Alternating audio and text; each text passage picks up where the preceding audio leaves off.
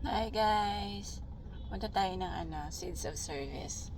So every month tayo pwede doon pumunta. Last time kasi close yun. Kaya holiday nila kaya close. Ngayon palang mag-open na makakapunta tayo.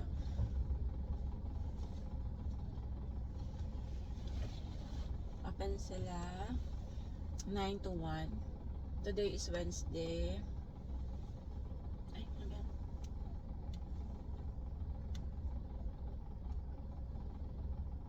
Dumaan tayo sa State Route 70 East Lakewood. Mag-U-turn sa Hickory Court. Pagkatapos kumanan sa Deer Path.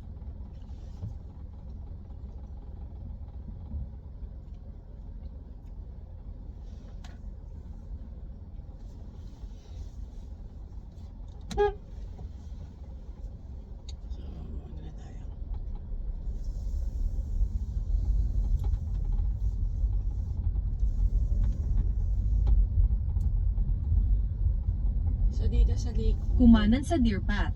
Pagkatapos kumaliwa sa Locust Street. puro Jew ang mga nakatira dito. Kumaliwa sa Locust Street.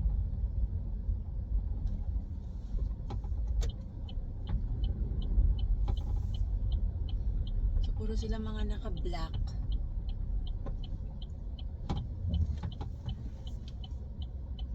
Yung kagabi, mga naka-black, hindi ko sila nakikita.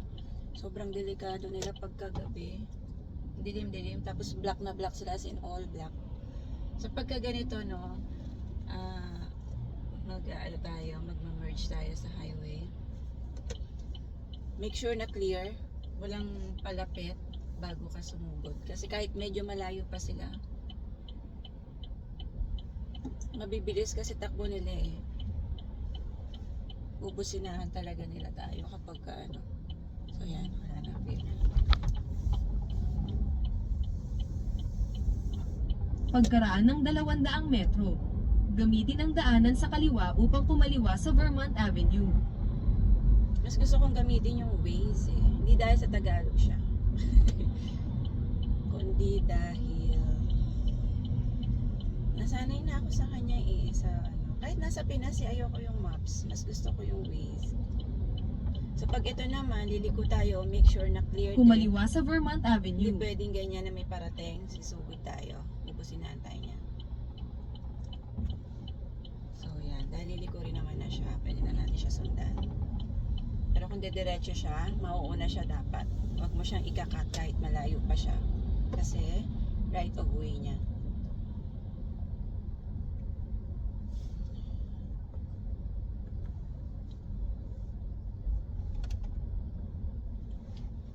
Pagkaraan ng 100 metro.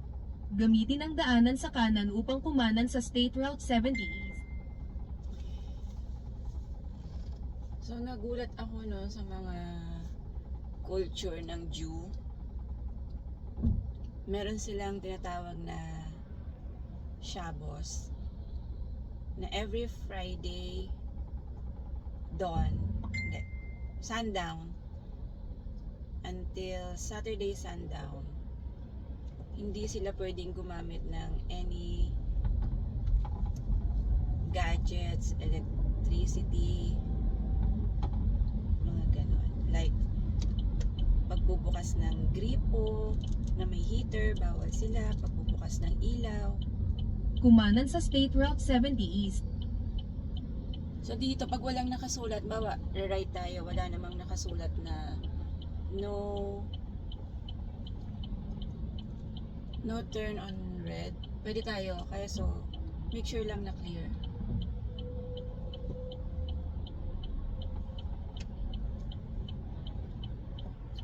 Hindi sila sumusunod.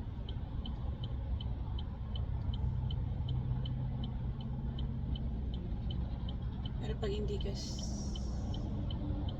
sure, wait mo na lang, mag-go. Hihinturin yung mga yan.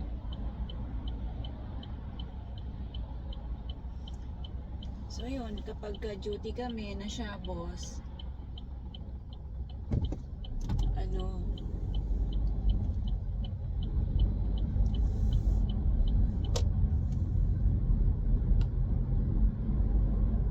pagkaraan ng 5.5 kilometro. Kumanan sa County Road 528, Cedar Ridge Avenue. Kami yung taga-patay ng ilaw, taga-patay ng mga machines. Hindi sila pwede mag-operate. Bawal sila gumamit ng cellphone, bawal sila mag-drive.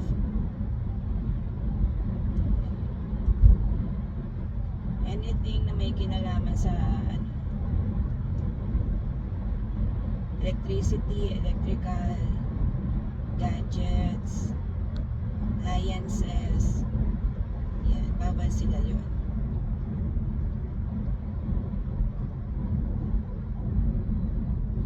Meron silang mga gathering na ginagawa kapag siya boss nila.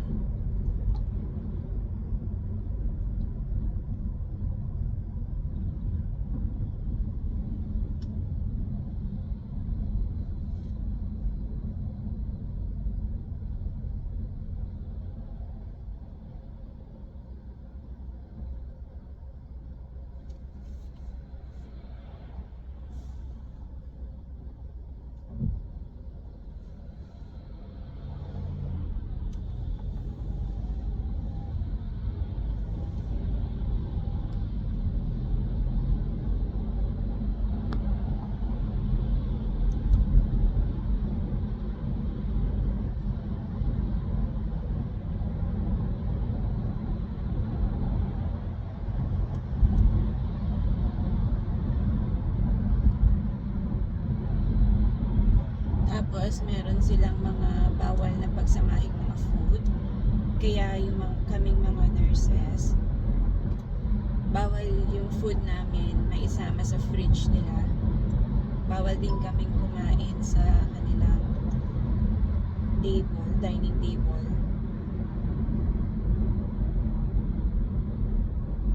Kasi bawal mahaluan yung food nila ng hindi kosher.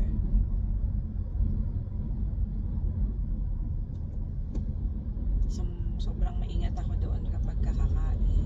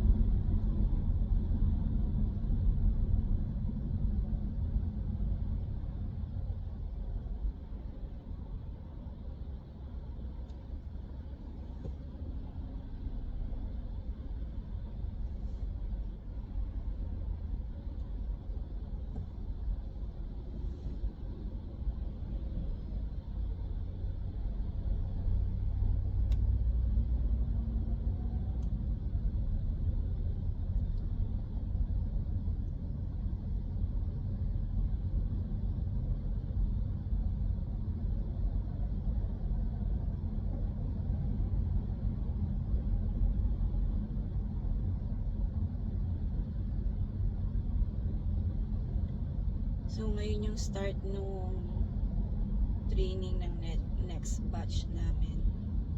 8 sila. So pinipili talaga namin sila mag-IAS para sa auto loan compared to Advantial. Basta ang kukunin lang nila is yung mababang APR. Meron kasing offer si IAS na mataas ang APR. Kaya lugi. Pero meron naman silang ino-offer na mababa. Mas mababa pa nga sa Advantial eh. Kasi sobrang convenient eh. Once you decide na kukuha ka na,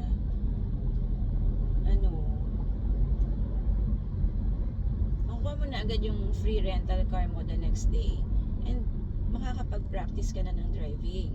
Dahil after ng training nila na 5 days, as possible na silang ma-assign na ng case.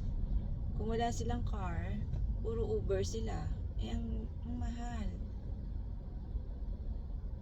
Tapos ang daming requirements na nire-require ni Advantial. Though hindi sila pare-pareho, depende sa dealer. Yung Subaru na dealer, kailangan meron ka pang NJ license. Kailangan merong permanent resident address. hindi nila tinatanggap yung address ng staff house. Kaya, kailangan mo agad umanap ng bahay. So, ganun. Ang tagal pa bago mo makukuha yung sasakyan. Unlike kay Ayas. Yan na agad, kinabukasan lang. Kasi hindi ka pa agad magbabayad.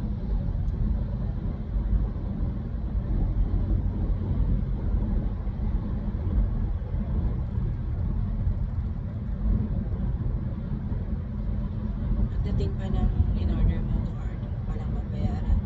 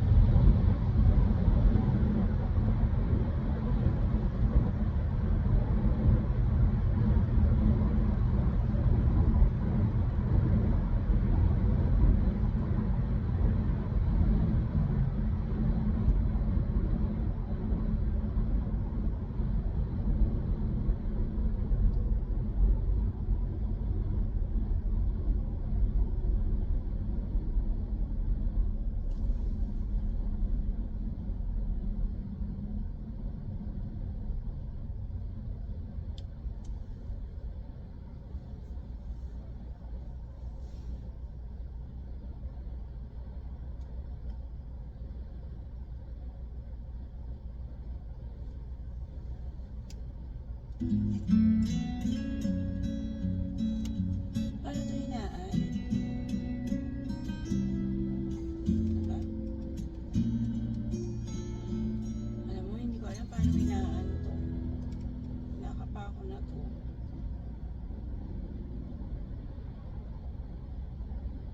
Turbo makes it easy to claim your dream summer spot with early. May advertisement pa.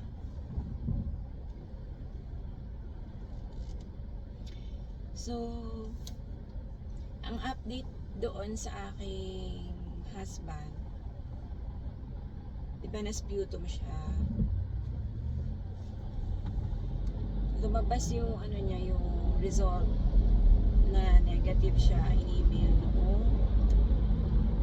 like mga December 27, mga ganun. And then, nung 29, tama ba?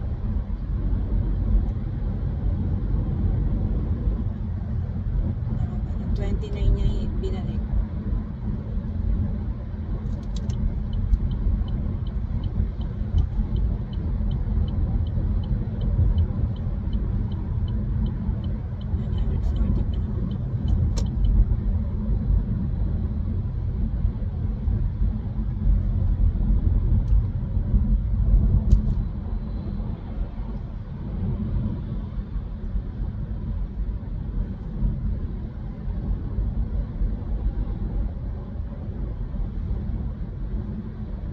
Pagkaraan ng 500 metro, gamitin ang daanan sa kanan upang kumanan.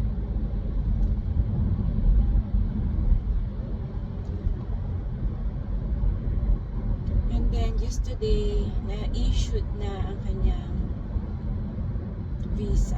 Hintayin na lang natin ma-deliver.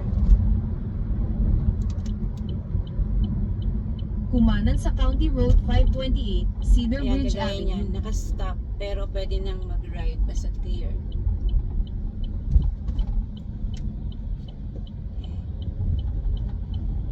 Basta walang nakasulat na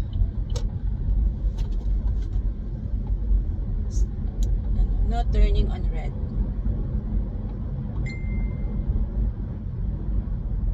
Pagkaraan ng 2.2 kilometro, kumanan.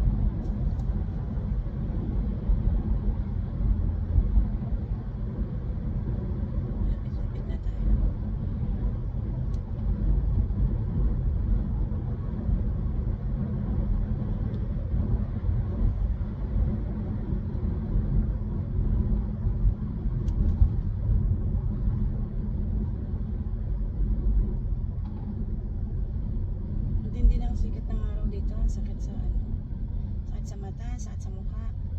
Pero ang lamig niyan pag lumabas.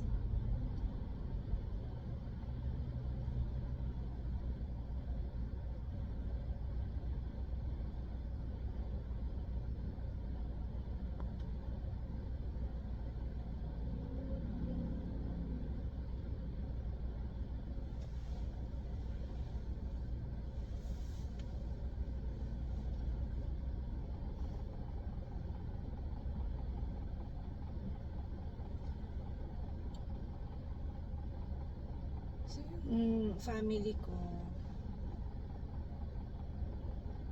pagkakuha ni daddy ng visa, magpipidos na lang, and then kumpletuhin yung mga dadalhin, bibili na silang ticket.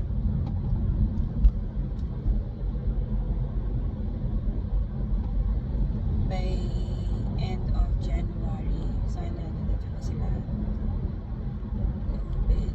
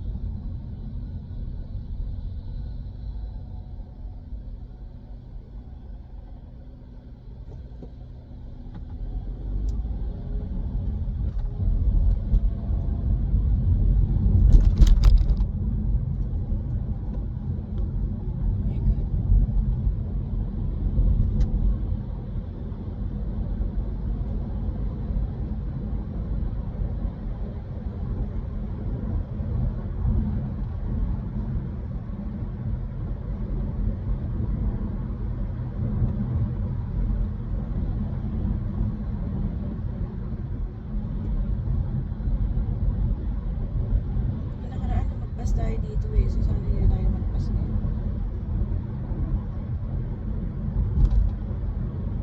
Pagkaraan ng 500 metro, kumanan.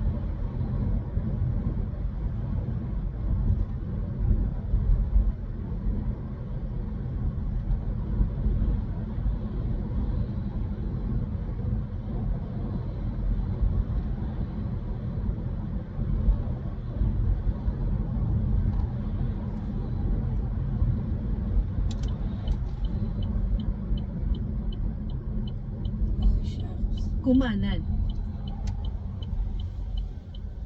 Tamo. Yan. Buti na lang, hindi tayo magpas. So, dapat din tayo sa medyo malapit kasi marami tayong bubuhatin dito. O, tignan mo siya, ang dami yan. Ay, Nakarating ka na sa iyong destinasyon.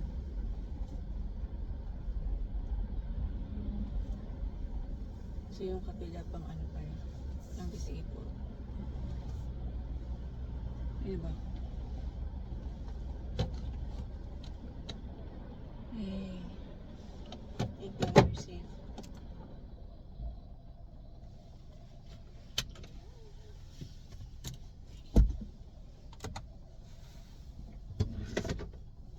Okay, balikan ko kayo kung ano makuha na.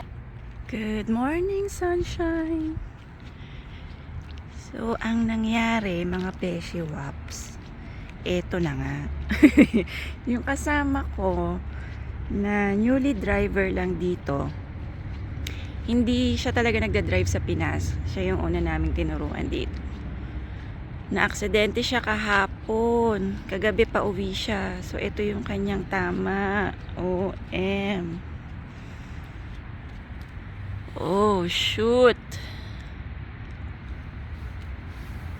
So, ito ay galing sa IAS rental car na free lang naman namin na afford to dahil kumuha kami sa IAS sa sasakyan.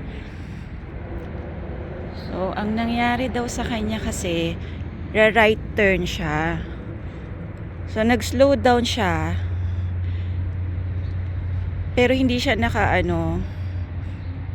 hindi siya naka full stop. Nag-abot sila nung mabilis na parating. So yan, nag-ano sila, nagbanggaan ang kanilang sasakyan. Ang nangyari, tumawag ng pulis yung kabanggaan niya, and then dumating naman daw agad yung pulis. Ginawan sila ng record, police report, tapos kinuha lang yung mga insurance details, and then sabi kay so sa kasama ko, tawagan na lang daw yung Hertz kung saan niya nakuha yung sasakyan na to. So si Hertz, siya na lang yung magpa-file ng claim dahil may libre ng insurance yung sasakyan na to.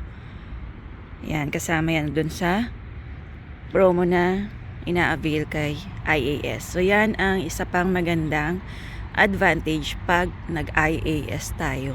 Kasi kung advantial tayo at sasakyan na natin yan, kapag na-aksidente, syempre insurance na natin ang gagana doon. Pag renew natin ng insurance, ang taas na nun. So ngayon, hindi pa naman daw yata maapektuhan yung insurance niya kasi insurance pa yan ng IAS or ng Hertz ang magpa-file. So wala pa siyang magiging record. Yun, so sabi nga ni Papa, it's a sign na professional driver na siya. Diba, nabinyagan na. Buti na lang talaga, thank God na walang nangyaring masama. Very lang, minor. Ay, ang labig. Nagigilig ako dito.